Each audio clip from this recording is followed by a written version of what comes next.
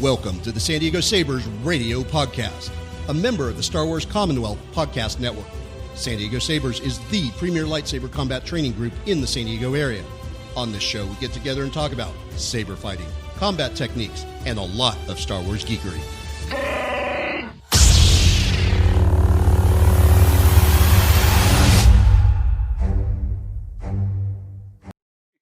Hello there, and welcome once again to San Diego Sabers radio podcast.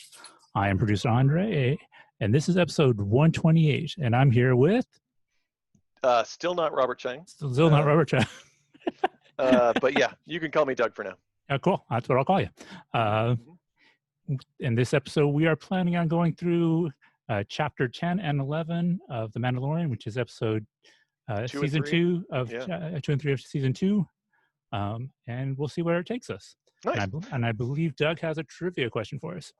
I do. Okay, so, right, it's no big secret that the Darksaber is a thing that happens in Mandalorian by now. You guys don't have spoiler protection from what things that happened last season. So, we all know the Darksaber. We're all tired of the Darksaber. We've seen it in, like, multiple shows. I remember it's been in video games since the 90s. Andre, do you know if the Darksaber is longer than a regular lightsaber, the same size as a regular lightsaber, or shorter than a regular lightsaber? I'll save my guess till the end, but I have a guess. And then I just looked at my notes, and this isn't episode 128. We just did 128. Really? It's 129. Oh, it's 129. Right. I am the best producer on the planet because Excellent. I can't even keep track of that information. This is just 2020 podcasting. It's just how it goes. We're just, hi, here we are, turn on the microphones, go. Okay, so we have 2 episodes to cover. We do. And when I left the last podcast, I was really hopeful. I was really excited. I was really trusting of the writing team, the production team. And then I saw episode 2. Really? I really wasn't a fan of it. You weren't? Okay. No.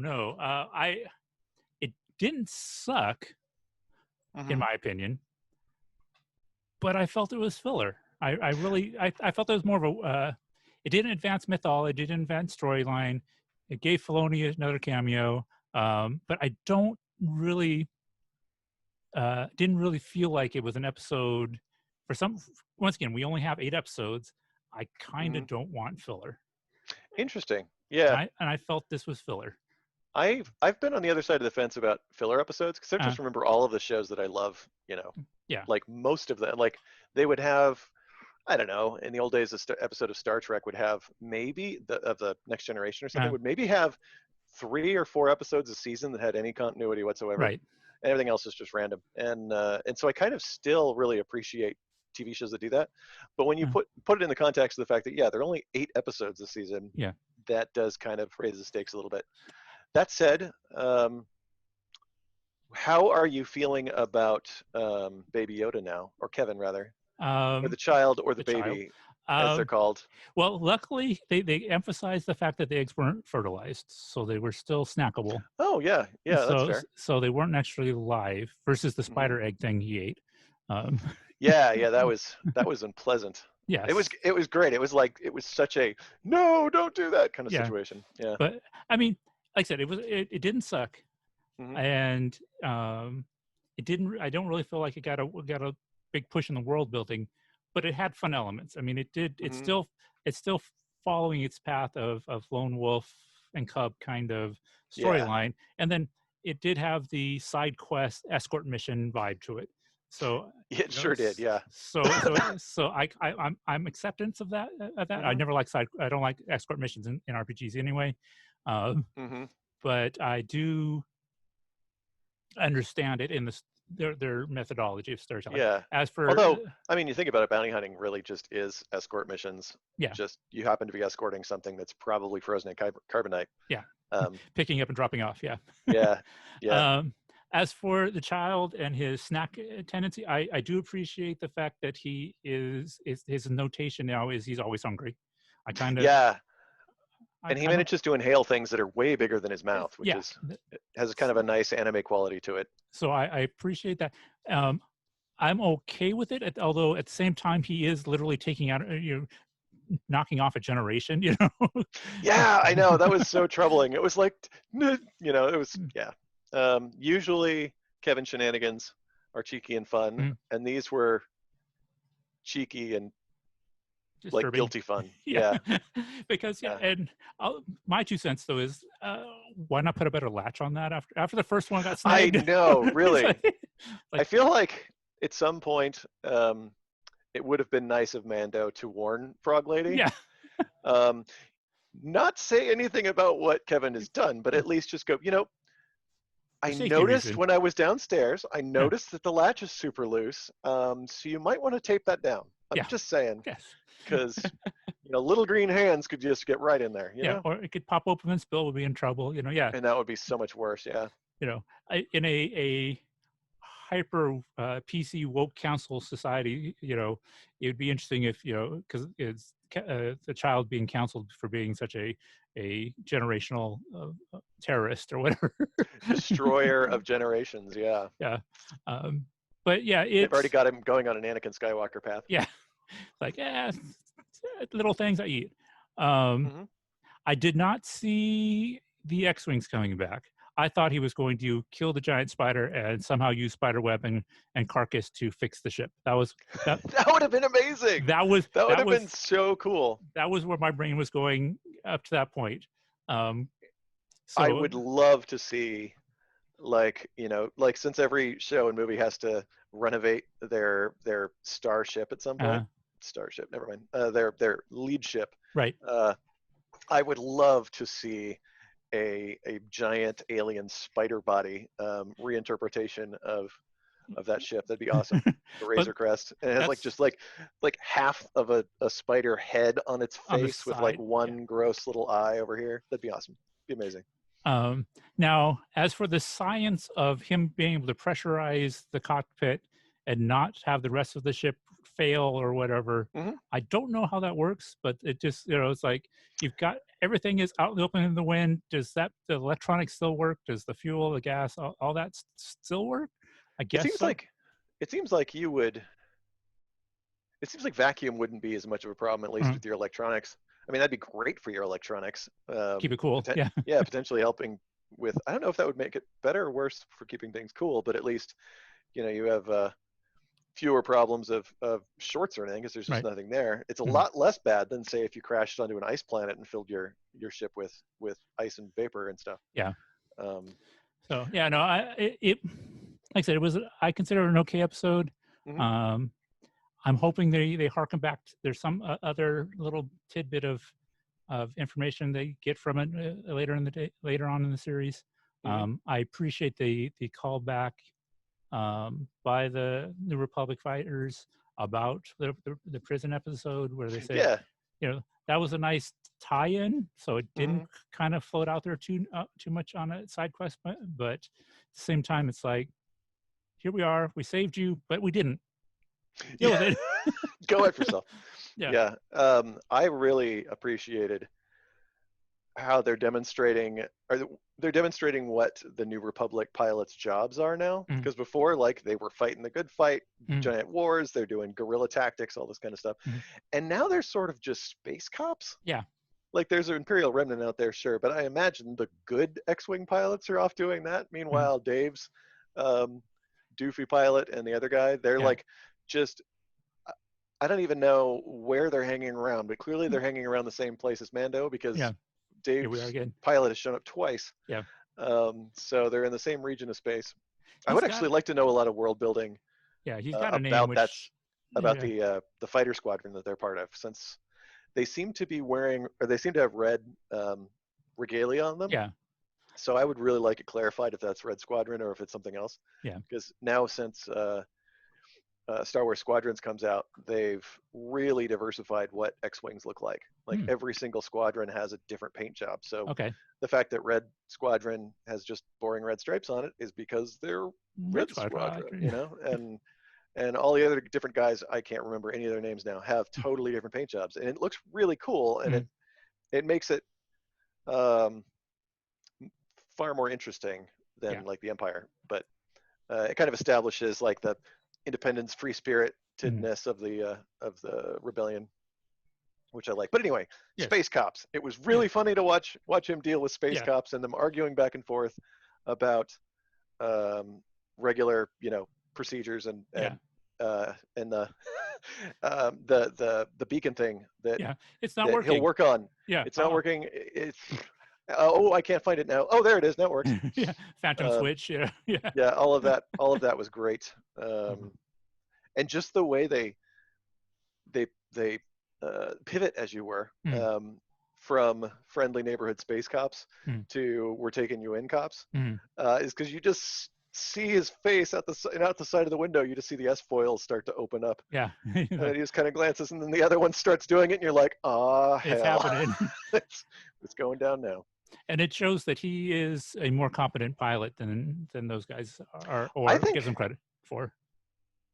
That's true. Like, yeah, and he's not. I mean, he did manage to not destroy his ship while crashing it through a lot of things. Yes. And he did manage to duck out from 2 X-Wings. Meanwhile, those 2 X-Wings are very clearly not shooting at him. They're warning him over and over and over and over again. So, they still have him dead to rights, but they're friendly neighborhood, New Republic pilots. So. Yes.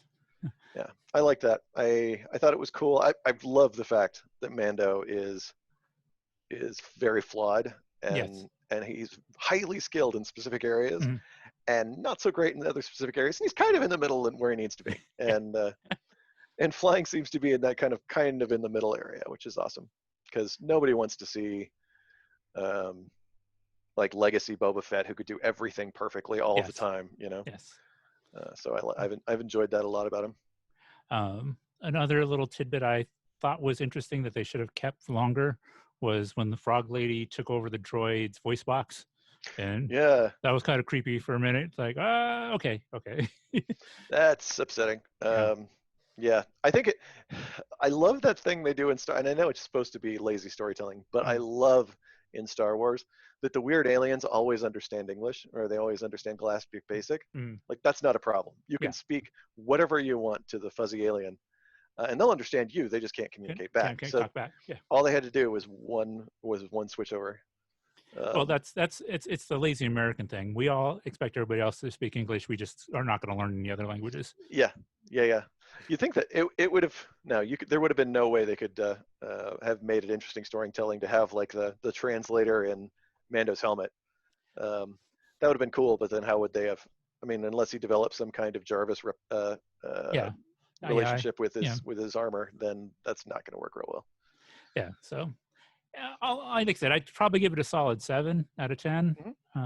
Like I said, the only real ding I have for it is the filler feel. And if they do find a way to revisit this or incorporate it into better world building, I might bump it up. But a 7 in Mando is still better than a lot of other things that are out there right now. And at least it's new stuff. I am starting to run out of things on Netflix that look interesting to me, so I'm excited this is happening. Yeah, for sure. And now I'm starting to appreciate what people are saying about filler, although I still don't think it comes anywhere near the level of exasperating filler that was all throughout Clone Wars and Rebels. Well, yeah, when they're doing 26 episodes, yeah. And that's right. It's like a half an hour show, and they're doing 26 episodes or 25 or whatever. Then it's still a problem when they dedicate 4 of them to a stupid little frogman and his legion of droids. But it makes more sense. But still. Yeah. Well, I mean, it does do some character development on Mando and Mando and Cub. You get to learn a little bit more about their characters. Yes. You learn that we're starting to learn that Kevin is a bit of a sociopath. Yeah. Doesn't care. Tummy talks first. Because we see him later playing with the little polywog. We're all like, oh, don't. I was waiting for that to be him showing up and them literally thrusting him out in his arm. Take him now. Yeah. The last thing you hear in the episode is just a slurp, and it cuts to black. Okay, so we're obviously moving into the next episode. Okay. How'd you feel about space spiders? I know that there's a lot of pushback against space spiders.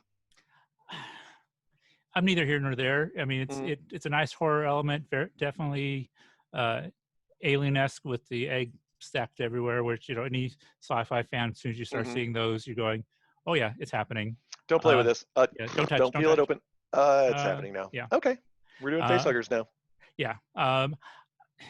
You had to have a monster. I like the fact that it was a lot of monsters and a big one versus just a big one that theoretically, Mando with his skills and Frog Lady and Kevin could, if it's just one, they might be able to take it out. But this way, it was a horde and overwhelming. So distributed danger. I'm okay with that. I know that some of the pushback is, oh yeah, we have spiders, or there's all kinds of spiders. There's desert spiders in this episode, and there's this, so they're feeling very original, and I can respect that. But I also understand that there's like 8 billion different types of spiders here on the planet Earth. So yeah, fair enough, right? So and it's a galaxy. So I didn't hurt me either way. Okay. I feel bad for arachnophobes that watch that, that I'm sure watched that episode, because boy did they lock in on the creepy crawliness of it. Oh yeah. Like I love the first scene where you realize that there are more than just little ones is when the flood of them come out and they're little and they just get progressively bigger and bigger and bigger, and then there's the mama. Yeah. And but I liked how when they finally get into the Razor Crest and they're fighting them off, it's like the little ones are actually more of a threat than the bigger ones are, because it's easier to bottle up the bigger ones, but you can't do that with the little guys, because you slam this door and it comes through this window, and you slam that window and it digs its way through something else. And he got to use his flamethrower again. He uses his flamethrower at every episode. I think that is a contractual thing. Plus, you can tell he's enjoying that flamethrower, because just there's that one shot where he's just like, I have a flamethrower. It's like, click. And then you just see it torching the room. Yeah. So I really love that they brought that in, because as soon as I saw like a flood of spiders, I'm like, flamethrower, do it now. You know? So I thought that was cute. We've gone far enough into the series now that we know what like his regular, sonic screwdrivers and stuff are. Yes. Yeah. So it's although talking about the next transition, he didn't have his, maybe I missed it. Maybe I just have to watch it again, which I will. He didn't have his rifle in this next episode. Yeah, although that would have been a real pain in the. Maybe he just left it in the ship, because it would have been such a pain in the neck to deal with tiny spiders everywhere with his. Although it has the nice pokey ends on it, so who knows? Okay, so this is the episode that I'm most excited about. The heiress, obviously we got Bo-Katan back. I don't like her wig. That's the only thing I'm going to throw out there. The hair. Have you seen the comparison between the animated? Oh, it's right on. It's right on, but it looks god awful. Yeah. And it did in the show too. Yeah. So I'm going to say, this one's 9.5, close to 10. World building, mythology. We get the mention of Ahsoka. We've got a lot of meat in this episode, and then I was, I'm curious, what it made me hungry for the next, which this last the one before, it made me hungry for next because that one kind of left a bad taste in my mouth. This one made me hungry for less because I want another serving. Yeah. So what did we learn? I mean, we started off with them limping into the space dock and falling in the water. And when they pulled that was beautiful. Yeah. Every bit of that was just perfection. Yeah. And then when they pulled it out, it literally, with the two, I guess engines, nacelles, it looked very Firefly-ish when it came out of the water. Oh, it did. Yeah. I mean, once after it had been through everything it had been through, now it looked like Serenity. You know, like that's just how Serenity started out. Yeah, it's all junky. Yeah. Obviously, we've got. And I was going to look these guys up. We have the, we got the squid people, Moncals, and then the squidlies. I don't remember the Corrin. Corrin. Okay. Yeah, or squid heads, as they were known just in the Return of the Jedi days. That's I've always called them a squid. Yeah, I think that's what it said in the actual packages of their toys. Anyway, we have those guys, and I think that's the second time we've seen Corrin, or We've seen them before. We saw them in the first season too, briefly, with much more animated faces than they used to have. Yeah, they're all over the place now. But yeah. But he pretty much, drops off the keys, goes get it back in the air, and he's like, yeah, I'll see what I can do. Yeah, it's like, what? Yeah, it's like, unless you give me enough money to build you an entirely new ship, this one is toast. Yeah, and when he does get back, it's literally just it is not better. No, yeah, it is flying, but it is, and I'm curious on how long that lasts. That's something else that I'm hoping that's an arc through the entire rest of the season. Is that this, and then for toy sales and fanboys, at the end of this season, he gets a new ship. I would love that. I'm really curious because it's like they're still, I mean, they haven't even started really selling the $500 Razor Crest that you can buy for your $375 action figures. And are they going to replace the ship before that's even available? I think that would be pretty funny. That'd be awesome. But that's kind of what I'm thinking. Yeah. I think it'd be great if they put it back together and then it's just really quirky and obnoxious like the Millennium Falcon was in the original films. Yeah. Where it's like now that we've seen Han Solo, we realize it was an immaculate, perfectly operating vessel at one point, and then it was crashed into everything, and now it's a disaster. Yes. So well, that's how it was, even after Quill put it back together, it was beautiful. Oh, yeah. Yeah. Oh, that's true. That's true. Razor Crest has been through a lot already. Yeah. I love the design of that ship. I hope they keep it, but it does start to make sense that there's now more jury rigging than ship. Yeah. A little more bubble gum and seaweed and yeah. So how did you feel about the older Mandalorians we're familiar with from the I'm really pleased on how they explained the way the helmet taking off and the helmet staying on. That was one thing I was really looking forward to seeing how they explained it. Yeah. And it was literally 2 sentences, makes total sense. Boom. No more need for explanation. And, moving right past it. Yeah.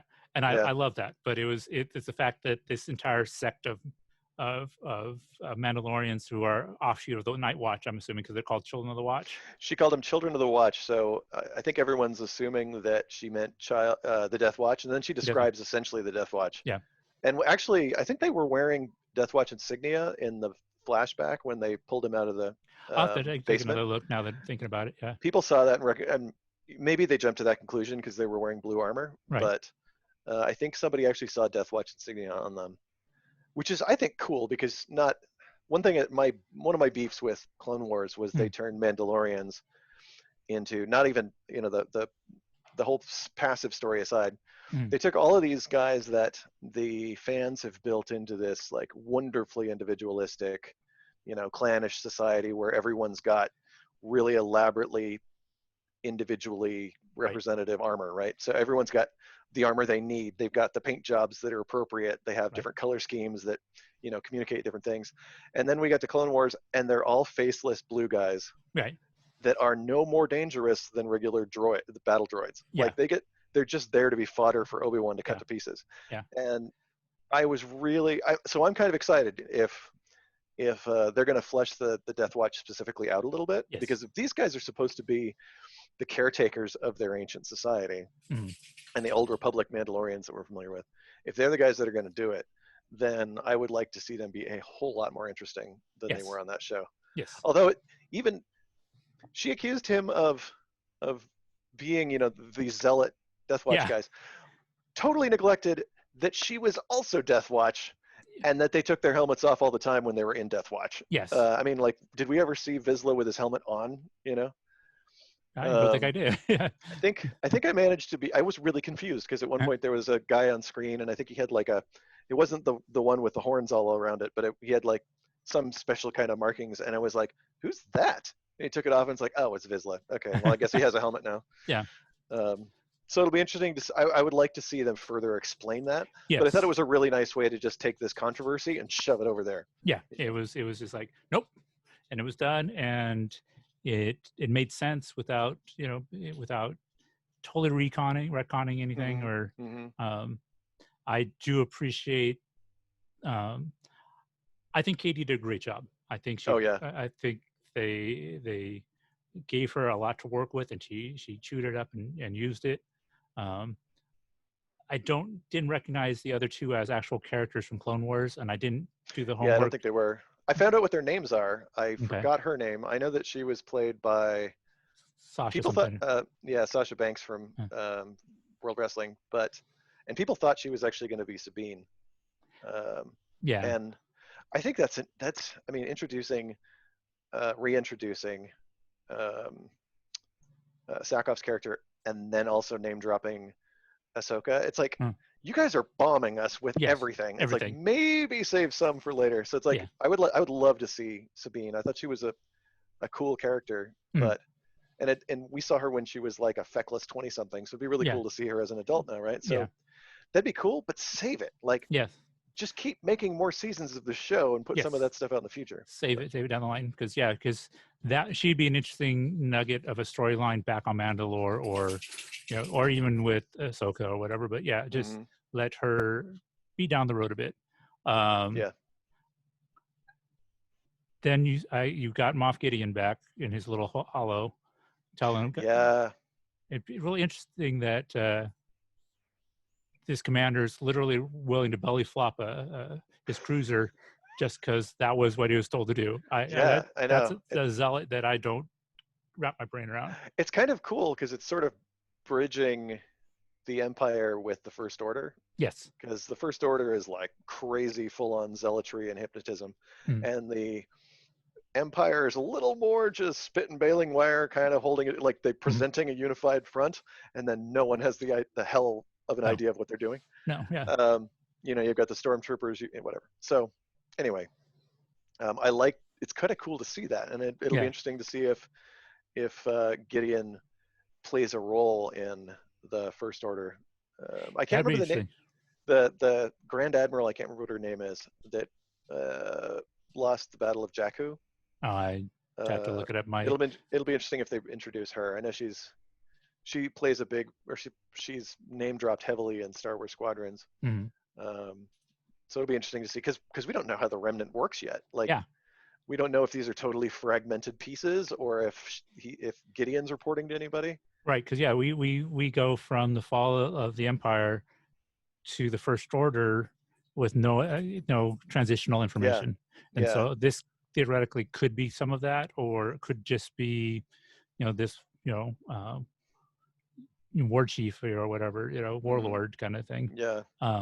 So that's interesting. The fact that Gideon is aware of who these Mandalorians are and what they're doing, so that tells me that's a battle coming. It sounded like he was involved in the Purge and the Night of 1,000 Tears. Yes. So it'll be really cool to see what kind of reckoning we've got. It's really neat because in this episode, more than all the lore drops, it's like characters were introduced with like pathos already. Like Bo-Katan shows up, and we find out that she's super angry, and we find out exactly why. And she doesn't show up just kicking ass and no character at all. She shows up, reasons for doing things. We all know that she's had an entire lifetime of being a badass. Right.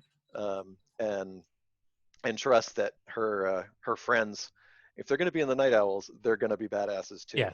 There's like kind of no questioning it.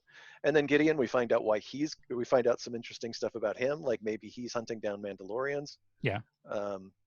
And the fact that now it makes a little more sense why the moment they showed their faces in the original covert, Gideon's forces wiped them out like the next day. And so if he's hunting Mando, then like you wouldn't expect any number of regular stormtroopers to handle, more than one or two Mandos at a time. And yet they wiped out almost the entire group. So now you understand, it's like they probably have some special like anti-Mandalorian stormtrooper type now that they're deploying for them. Getting ready for, new action figures. Yeah, that's pretty much what it is. I find it interesting that Beskar armor or Beskar steel is now like the prize commodity. They were ready to dump Mando to get his armor. That's twice that's happened now, isn't it? At least. Like in a previous episode, they did the same thing. They were trying to cook him out of his armor. So I'm wondering if it's because Gideon is put a bounty on it, or is it just, you know, something that is now from scarcity that it's become a thing? But Yeah, I and think it sounds like the Empire took most of it. yes. Makes you wonder if they're using it for some specific purpose, like were they building ship hulls out of it, or well, it seems like you'd get one ship out of all the Mandalorian in the galaxy, but or all the Beskar. But yeah, it'll be really interesting to find out what they're actually doing with it. It sounds like it looked like it had been developed into currency for the the bars. what was in the ice cream maker. Yeah. But who knows? So yeah, so I'm curious if that's going to play into it too, because like I said, if everybody's after the steel, is it because Moff Gideon is going, no, kill the Mandos, give me the steel, that's the proof that you've killed them. Yeah, and then, oh gosh, yeah. Because they're not going to give it up without. Mm-hmm. And so I'm hoping that's is followed up on, or is it just plot device? One thing I'm really enjoying about, since you mentioned Beskar, we've seen 3 different, we've seen a lot more than that, but in the last couple of episodes, we've seen 3 categories of Mandalorian armor. Yes. We've seen Mandos, which is just full of beautiful, complex compound curves and stuff, and you can tell it was forged with care. And the armor constructed it is really important. And then last time we saw Boba Fett's armor, and it was really striking to me when they stood next to each other, because you had Mando's beautiful armor, even when he was covered in green goo, beautiful armor, and then you see Boba Fett's 70s space movie budget armor with and his, like, the plates are super thin and look like cardboard. Yeah. And the helmet, and there's no connective tissue to it whatsoever. They're just, here's a plate, here's a plate, here's a piece. Plate. Yeah. And then, but when you think about it, when Boba wore it, it was pretty much the same. It fit him a little better, but still, it's suddenly, and then we see the Night Owls show up. Yeah. And their armor, it like kind of splits the difference. Yes. Like they've got a lot more complexity to them. It covers the entire body for the most part. It's definitely sleeker. Yeah, but it's somewhere in the middle in terms of the quality, like the visible quality of the armor. And I love that, because it really demonstrates that there are now different factions of Mandalorians with their entirely different styles of armor making. Yes. Whoever made Boba's way back in the day didn't really know what they were doing. Or it was like this really, really ultra light recon armor or something. Oh, something like that. Yeah. Yeah. And then you've got this beautiful craftsman, master crafted armor that Mando wears. And then you've got the old kind of war armor that Bo-Katan's crew has got. And I like that a lot. And even with, I think his name is Axe, the dude she was with, his armor is like the same style as Jango's, but it's just bigger and better in every respect, which I thought was cool. So they're definitely developing the Mando ethos a lot better than even though the animated stuff does, I think, or they're complementing it really well. That's using the phrase. And there's establishing that even though there is the way, and we've heard of the way, and now we've heard 2 different types of Mandalorians refer to the way. We now realize that this isn't a Star Trek race. These guys are a lot more complicated, with different peoples involved, and you can't just say, well, that one never takes his helmet off. So therefore, all of the other lore that I used to enjoy about Mandalorians is void, because the one guy I see is not doing what they used to do. So I have a lot of hope that the cool stuff I used to enjoy about Mandalorians is going to get reintroduced. I mean, a lot of it already has, but this will find a way to sort of reincorporate all that back together. Right, and it gives opportunity for Boba to be the Mandalorian that he was. We don't know what that translates as, without minimizing what we've learned about this Mandalorian or the So because that was a worry that I was having when we saw Boba, and how are they going to retcon his story or screw up our story by trying to make his history work or whatever. Yeah, and that's the least interesting thing I think about, Mandalorians in general. And I don't care about his story anymore. It's been beaten over our heads, and every time they add to it, it makes him less interesting. Although I do think it's really funny that that it kind of looks like they're going with George's original vision of making Jango and Boba into cosplayers rather than legit Mandalorians. I hope so. I kind of I like that, because that once again gives us a different Mandalorian. I mean, or different concepts of a Mandalorian. And I'm glad that part of me wants them just to get him in and get him over with, and part of me I like the idea of just kind of teasing still. So I hope they don't resolve that by the end of the season. I hope they save that for next, or they tease a lot more, let it play out, and then let it resolve in sometime in the future, because there's so much more interesting storytelling. And and the rumor mill says, hey, let's give him his own series. Don't. Oh my God, please don't. Please let's not do a Boba Fett series, because it'll just be him complaining and running into things. Yeah, and falling into a pit by being hit by a blind guy. So, fly. The one time we see him really use his jetpack, he runs into a boat. Yeah, the only thing in the middle of the desert. Yeah, it's nice. Well done. Although I did like the call out that when what's his name, the marshal pointed out that this was broken when I got it, man. Yeah, it wasn't me. So yes, it seems that Bo and the gang, Bo-Katan and the gang, are gathering weapons to retake Mandalore. Retake Mandalore. Got a full-size ship now too. Yeah, which I don't know where it first originated, but I'm pretty sure it may have been. I think there's a good chance it may have been originated from the miniatures game. Oh, okay. X-Wing miniatures game, which I think is just another really cool thing that they're doing with this show. Like last season, it was the Hasbro troop carrier that was never ever actual canon, and now it's now they're introducing. They need ships and stuff, so why don't we just take designs that someone else has done, that are very well done and they exist. So I thought that was really neat to see that. And I hope to see more of it too. Like I'm a sucker for spaceships, so the more of this stuff I see, the better. The more excited I get. I would like to. Going total tangent now. Okay, it's all good. My wish list for this show is at some point they reinvent the E-Wing. Okay.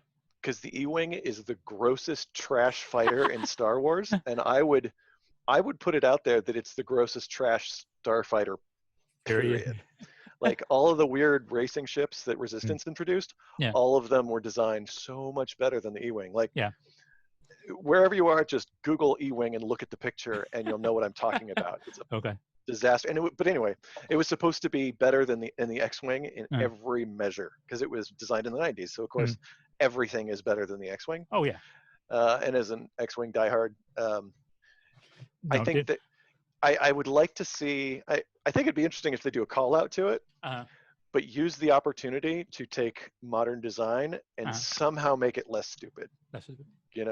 And then explain why they abandoned that design and went back to the X-Wing for the T-70 and the T-85s.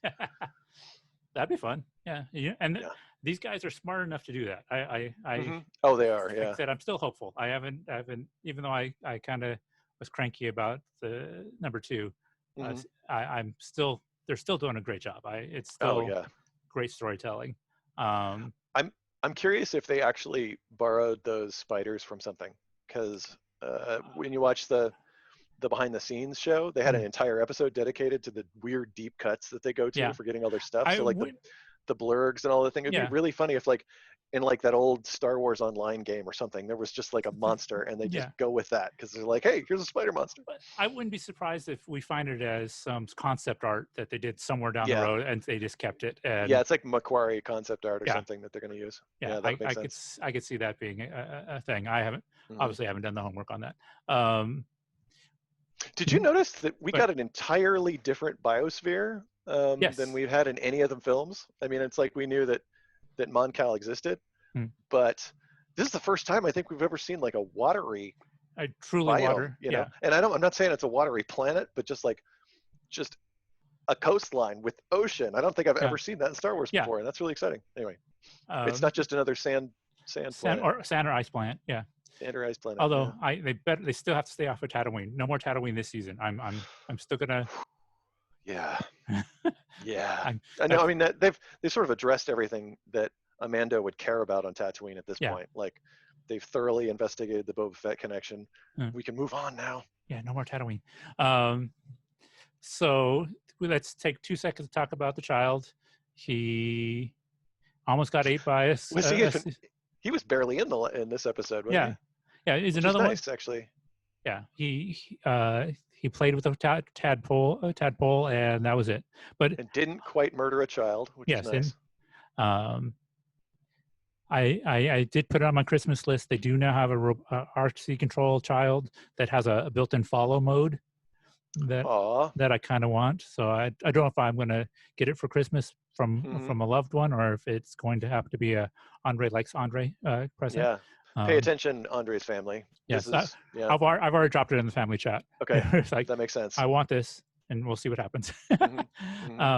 They destroyed his little pram, so now he doesn't. They did. He's gonna have to walk now. Yeah. Yeah. So that's interesting. I the fact that they just literally tore it apart to get the kid out. That was pretty great. Yeah. I also really appreciated when they grab him sputtering out of the water, and he's like, "There's a kid in there," and it's like that protection feeling that he has for children, and that all the other Mandalorians we've seen totally comes through, because he's barely finished the sentence, and she's in the water, and she's doing what needs to be done. Didn't hesitate. Yeah, like, I got this. Yeah, that was fantastic, because it was cool to watch, and it was a cool character moment for her, but it was also just a really nice development of Mandalorians that Well, let's talk about the fight scenes too, then, because I mean, the visual effects are amazing. The world was definitely well built, well thought out, and then you had the fight scenes on fight scenes on the boat where he just literally they just beat the guitar out of each other. Back at the dock, where it's like, nope, I killed him. What are you gonna do about it? And then and done. yeah. I really I enjoyed that. It also kind of showed their differing styles and backgrounds, like how Mando is much more willing to just go charging through the wall to solve a problem, whereas they're going to come in with style. They're going to like slide in on their jetpacks. They're going to pew pew pew all the way. Whereas when he and his crew have to do something, meaning like his covert, when they did stuff, they just like beat the ever living hell out of it, and that's when he ends up contributing to the team by solving a problem with a brute force solution. Well, cool. that kind of goes without getting political or religious, that fundamentalist mentality, where it is just victory at all cost. Where that's the way. Yeah, that pretty much is. That's just it's the way. Where the opportunity of not necessarily bull in a china shop and a little more. Okay, we're shooting for victory, but we're not going to be stupid about it or foolhardy. Let's not use stupid. He never goes quite that far. But he's literally going, I trust my armor, I'm running into the middle of the firefight. And you look and he's like, you could see I think I like that approach. It reminds me of maybe my favorite James Bond moment, and I don't care if people have problems with this, but it's from the newer Daniel Craig's thing, and the way they kind of introduce him, and they explain his entire take on Bond, I think, in the scene where where in the beginning of Casino Royale, he chases a guy like through construction sites and literally through construction sites. So the other guy's doing fancy parkour, and he just like picks his point. I'm pretty sure he had a feeling there was no stud through the wall. He just charged through. But I feel like that's kind of like the character that Mando has got as well. It's like it's calculated, but it's not to the point of being totally reckless. But it's a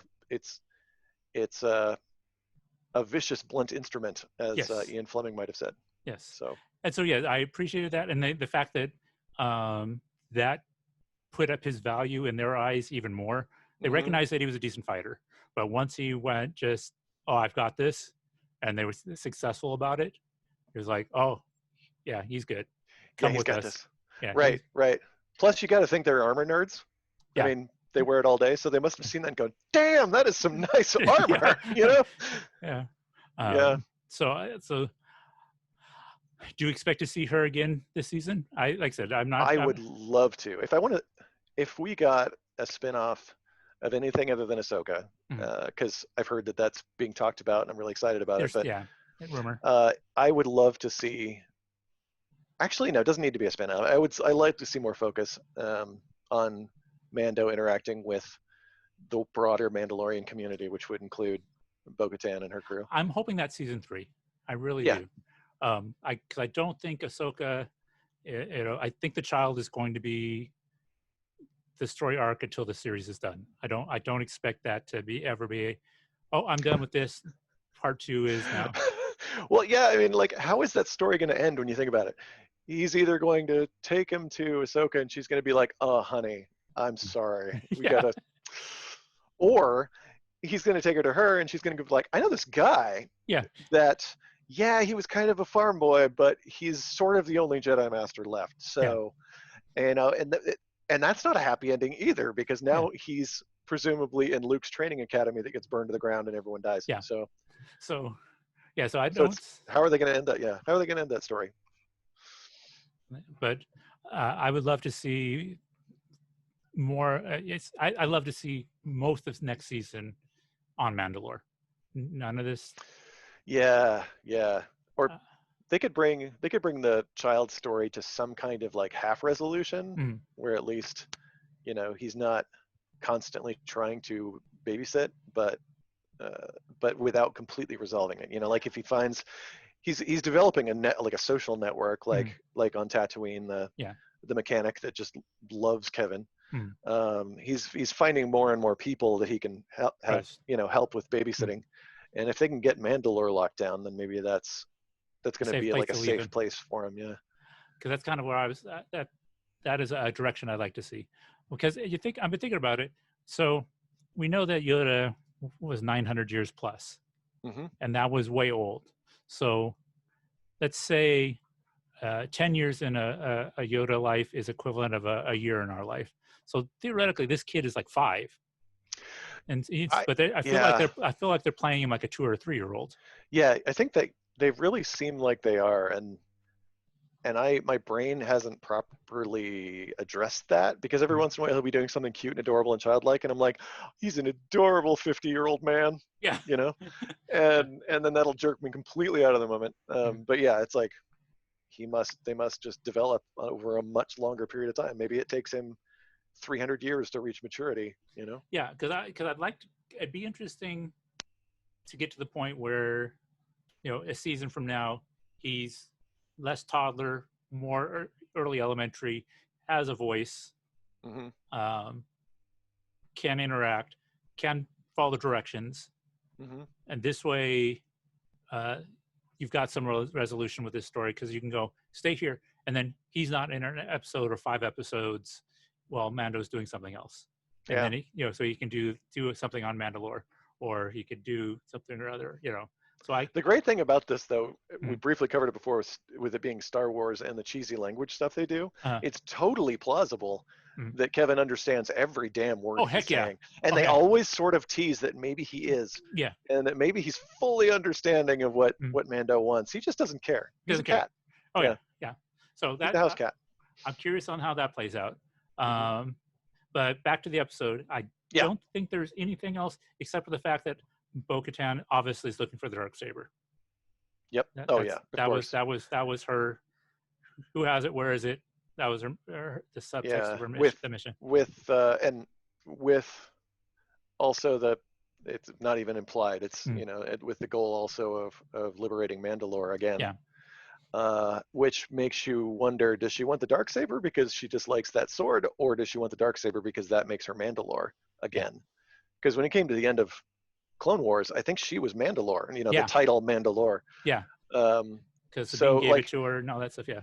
Yeah, so she loses it again, or I guess that's right. Sabine gave it to her, so that made her Mandalore. And then if she lost it, that's got to be deeply humiliating. Yes. And that's got to be dishonor for the whole clan and all of that stuff. So she's got to reclaim that before she tries having any clout at all when it comes to retaking Mandalore. Yeah, again. Even though everyone knows who she is except for the Mandalorian, it's like, you don't know who I am. Okay, right. I was kind of Mandalore. My sister was sort of. Never mind. We won't talk about my sister. Yeah. So now, do you think they are gonna get to Ahsoka next episode, or are we kicking that down the line a bit? I'm expecting filler episodes. Frankly, I think the next 2 or 3, just because they dumped so much that advanced the story and the plot as far as they did in this 3rd episode. If they keep doing that in every episode, they're going to have everything resolved by the end of the season. Yeah. And I'm really hoping for season 3, 4, 5, 6, and 7. So, well, I'm predicting episode 5 because that's Filoni's episode. So yeah, just backtrack a little bit. I just lost his name. The guy who directed Ant-Man did episode 2, and that's really? Yes. And okay. So that's why it was really interesting that they had that giant ant in the cantina. That was kind of cute. And then Bryce Dallas Howard directed this episode. Okay. So she's definitely stepped up her game and Holy got a smokes. lot to work with. Yeah, she is outstanding. I hope she stays involved. Yeah, because that was a cool episode. Yeah. My own, I've previously been accused about being overly positive about everything, so I'm going to have a critique. Okay. And that's only that the seams of fight choreography started to show through in this episode, I thought. And that's only because the standard has been so incredibly high. Before, according to the behind the scenes, we now know that 3 different actors play Mando. Yeah. We've got the actor for him. We've got the martial artist for all the hand to hand, and then we've got somebody with the tactical training to convincingly have a fantastic gunfight. And clearly they didn't really go that far with the other characters, because not taking anything away from Katie Sackhoff, she was amazing in Battlestar Galactica, and she did plenty of her own fight choreo and if stuff. If you get a chance, she's got a new series on Netflix that I'm enjoying too. Oh yeah, what was it called? Something Another Life or Next Life or something. Yeah. Because they're just starting to film the 2nd season of that right now. But yeah, so like when they were fighting, and I think it only really came out up close when they would dive into combat. But then that was cool, that was fine, no complaints. But when there were a couple of cases, like when they were on the gantry outside the ship, and they were like really close hand-to-hand work with the stormtroopers, or they weren't. It wasn't long gun distance. Right. They had some troubles. Or it just looked like it was choreography. It looked choreographed. It was a little slower. Yeah, it was. Yeah, and the movements weren't. They didn't look like the strikes were happening with any force at all. And that's just a peeve. I think that's a me problem, I guess. Okay. And it only was noticeable. I think it was only noticeable because the standard has been so high in previous episodes. Epic, yeah. Mando is just it's always spectacular to watch him fight. So, yes. I guess this is really a good place to be if the high quality in this 3rd episode, because it was still great. It just wasn't the level they usually have. Yeah. And you still got to do things on a budget. You got to do things on a timetable. It's fair, yeah. So I can be a little more frustrated, especially after being a TV sci-fi fan for so long, where you've got TOS, Star Trek TOS, and then you go into Next Generation, Babylon 5, where they're even weirder with the budget and and they've got their Stargates where they just stick guns in people's hands and say, "You'll know what to do. You watch TV." Yeah. It's I can see that critique, and I recognize that critique. But yeah, once again, the standard is just head and shoulders above the competition. Yeah. That said, I do really like how they're bringing in people with a ton of physicality to their characters, like when they went to find a badass orbital drop trooper, they're like, well, there's this UFC fighter that has done a lot of acting in recent years, let's go talk to her, and then when they needed a Mandalorian that's got to be in slim armor and but they need her to be insanely physical, they're like, well, a lot of wrestlers turn into actors, so let's see who we can talk to. And I thought it was great casting, fantastic casting, and I'm not. I would not go so far as to challenge any of the commitments that they have to their roles. Oh no. It's just they're up against a really stiff competition when it comes to the usual stunt crew that they have on that show. Yeah. Although, this little side note, Gina Carano, if you go on Netflix and look at the movies she's been in, from when they were first listed, the lead actor was in the artwork. Now she is the primary on the artwork. Nice. Because she's nice. the hot take of them. I went through and watched all of those. Yeah. Haywire. I remember seeing Haywire when it came out. I really liked that movie because the fighting in that was just outstanding. It was so visceral and awful in that. And I was really excited to see where she would go after that. And I didn't see her again until I think there's like 3 Deadpool. Movies. Yeah. It took a long time for her to show up again. Yeah. But I'm really glad she's on this show. I enjoyed the call out on one of the behind the scenes episodes where they said when they needed her to drag Mando out of danger, she just hiked him up and dragged him out, no sweat, And I thought that is the actor they need for that kind of character. So I love the casting. Yeah. Then as now with it's just perfect. I think it's bizarre that they were able to find. I guess it was good casting on Clone Wars part where they went back to talk to the voice actor and turns out the voice actor would make the perfect face actor character for the character. I was, when I originally saw that 6-8 months ago, I was so excited about that because it takes away something when the voice isn't the same after 6-8 years of hearing that voice, and knowing that she could do the character.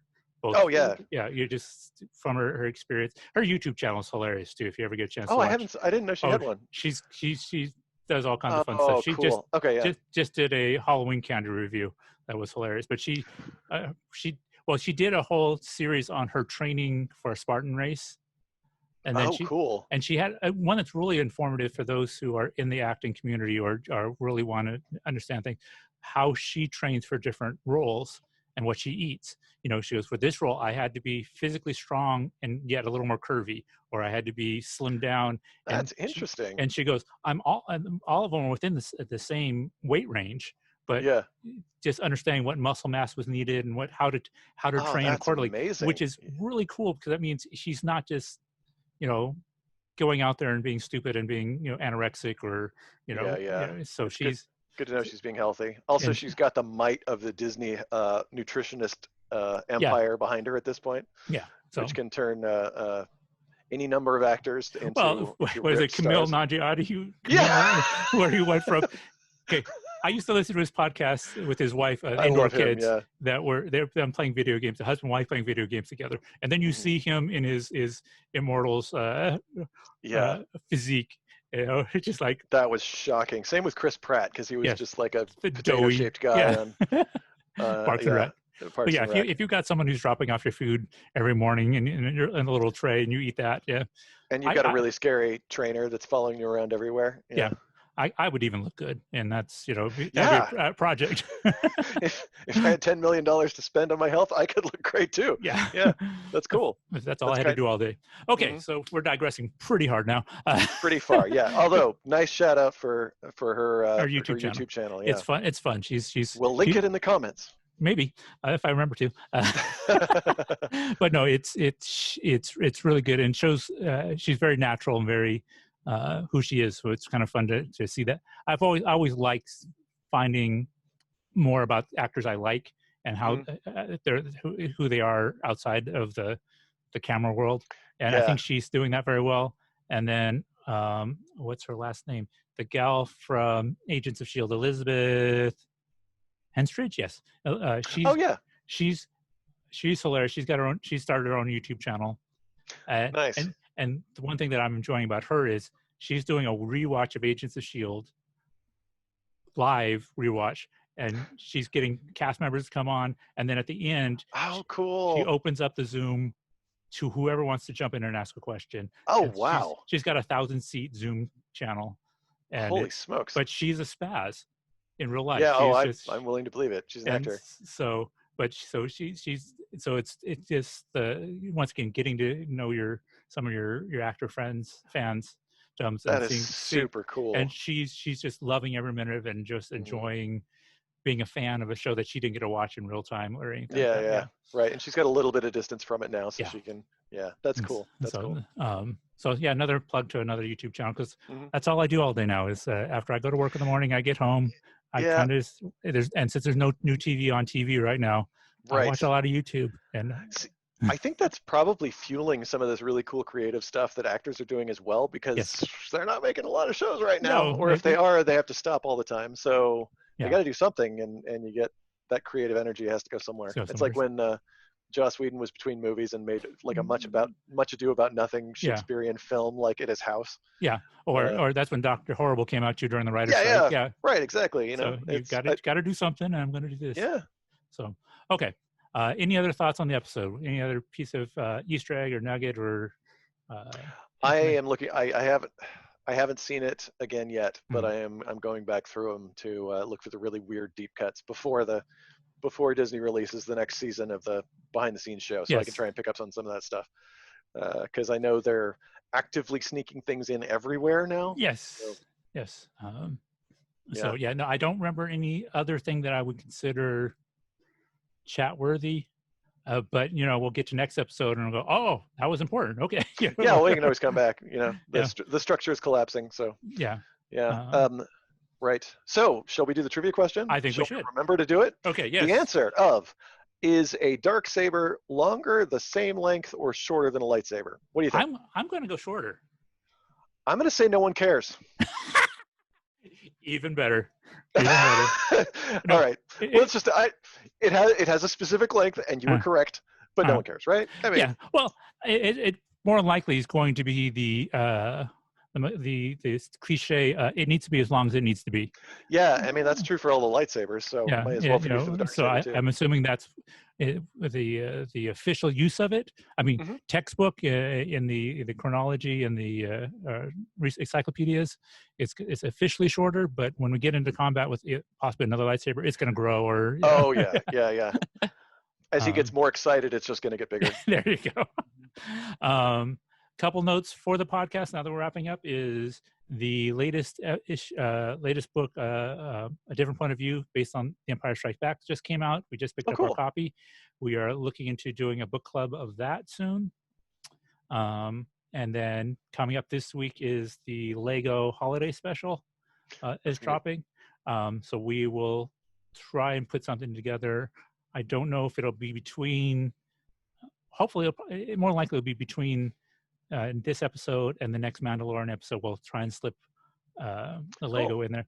I'm excited, even though I know that Lego Star Wars is canon adjacent.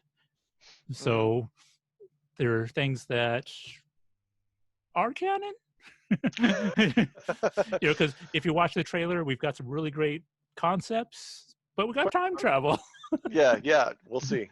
So it'll be great, probably. Those are a couple things to keep an eye out for in the podcast. But we will continue our every couple of weeks for the Mandalorian for the foreseeable future. I also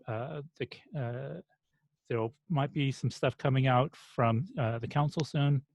Cool. That's still in discussion. So that might be something either on the podcast or the YouTube channel. I will continue, as long as we are videotaping and everybody looks cool and we do okay, these will be dropped in the YouTube channel as well as the podcast feed. So I haven't got any feedback either, yay or nay, so we're just going to do what I want to do. Nice.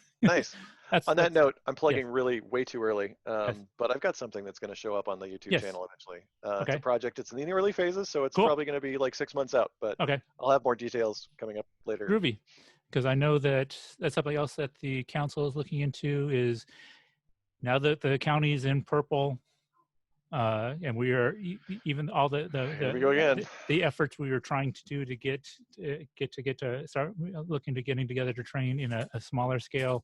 It's got backburnered even more. Keep your eye out on the YouTube channel as possibly some interactive stuff is going to be making an appearance, hopefully. Cool. That sounds great. I can't guarantee a timeline. It's just something still in discussion. But there's no timelines anymore. I mean, it's 2020.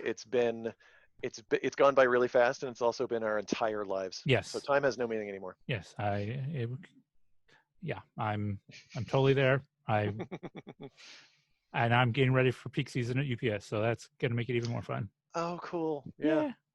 So I got a text from my boss today. Hey, can you come in 2 hours early tomorrow? And I'm like, Ooh. sure. Enjoy that overtime? Yeah. Yeah. Yeah, because Cool. yeah, it's all good. Well, stay okay. safe and healthy. Yes, and with that note, I have been producer Andre, I have been Doug. and we're gonna say bye. Bye. Bye. Until next time, remember, always keep your blades up, don't lose your tip, and may the Force be with you. San Diego Sabers Radio Podcast. Star Wars. The Star Wars logo, music, characters, and other Star Wars items are the property of Lucasfilm Limited or their respective trademark and copyright holders. All original content is property of San Diego Sabers, copyright 2020. May the Force be with you.